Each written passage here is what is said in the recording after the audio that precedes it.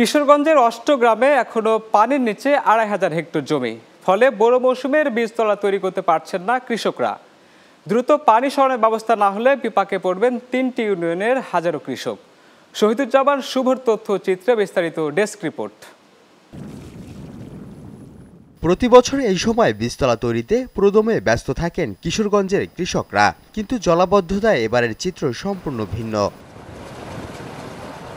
অষ্টগ্রামের বাধাঘাটা থেকে ৪ কিলোমিটার এলাকা জুড়ে পলি পড়ে ভরাট হয়ে গেছে বৈঠাখালী নদীর পথ। এতে বেঁধেছে জলাবদ্ধতা, ফলে উপজেলার কমলা, আদমপুর ও পূর্ব অষ্টগ্রাম ইউনিয়নের ২৫০০ হেক্টর জমি এখনো পানির নিচে, যার দরুন চাষাবাদ শুরুর আগেই দুশ্চিন্তায় পড়েছেন কৃষকরা।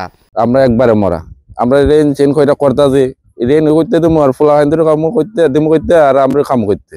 ভুক্তভোগীরা বলছেন পানি নামানোর ব্যবস্থা না হলে অনাবাদি থেকে যাবে কৃষি জমি, তাই দ্রুত ব্যবস্থা নিতে প্রশাসনের সহযোগিতা চান তারা। আমাদের ভোগান্তির শেষ নেই, কারণ আমরা তো জন্মগতই কৃষক। আমরা খেতে জমি জায়গা পানি শুকানা।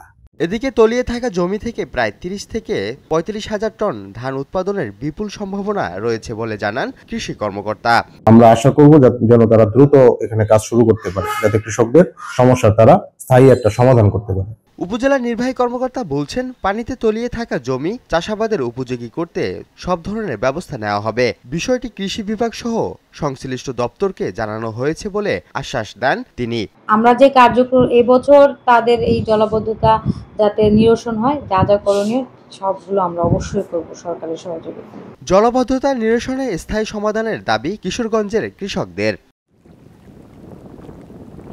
মিশুক হাওলাদার, চ্যানেল 9 নিউজ ডেস্ক।